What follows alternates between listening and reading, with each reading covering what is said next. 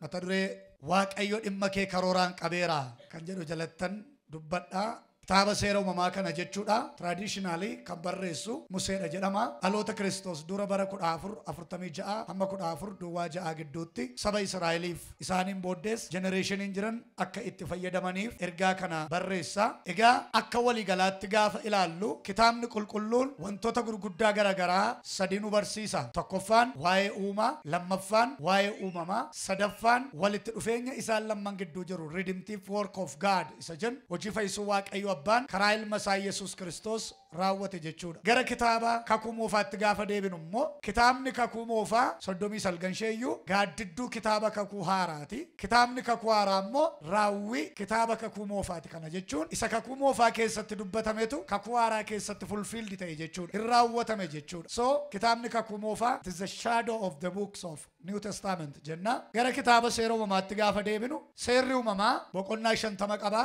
Lakkoofsa 1533 seerri uumamaa guutummaan isaa waan gurguddaa sadii nu barsiisa. Inni jalqabaa waa'ee uumamaati. Lammaffaan cubbuuf kufaati. Sadaffaan nama fayyisuudhaaf strategic plaanii Waaqayyo ifoomse argina. Waa'ee uumamaa cubbuuf kufaati fi nama fayyisuudhaaf karoora gara fuula duraa karoora Waaqayyo ifoomse argina. Kitaabni seera uumamaa kun bakka sadiitti qoonnee ilaaluu dandeenya. Paartiin jalqabaa 1:12 kan jirtudha. Achi keessatti kan nuti arginu seenaa uumamaa waa'ee cubbuuf Waaqayyo saba muraasa filate Abrahaamitti mul'ate jechuudha. Uummata addunyaa bira ga'uudhaaf akkaataa inni itti adjust godhee argina. Gara seera uumamaa boqonnaa tokkotti immoo gaafa deebinu seerri uumamaa boqonnaan tokko lakkoofsa 31 qaba.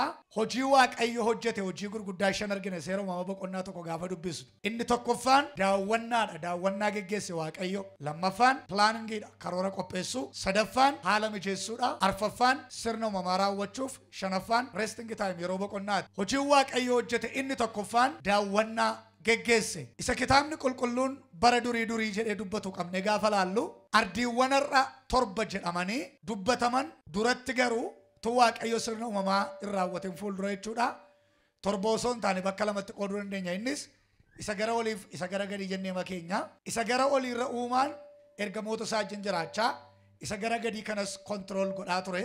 Sirni uumamaa kun utuu hin geggeeffamin jechuudha. Inni gara gadii kun utuu Waaqayyo sirna uumamaa hin geggeessin fuuldura wantoota gurguddaa garaagaraa sadiin golgamee ture seera uumamaa boqonnaa tokko lakkoofsa 1-2. Isheenis void, darkness, impotence. Onaa, gogaa, duwwaa dukkanaa'a. Maal jedhee barreesse Abbaa Gammachiis kutaa anamma dubbiserraa lafti bifan qabu onaa ture callabboo gadi fagoorra dukkanatu ture jedha. Onaa jechuun gogaa jechuudha. Hibriiwusaarraa bifa kan hin qabne boca kan hin qabne kan hin qaqqabatamne kana kan hin jedhamne akka ta'etti tukaa.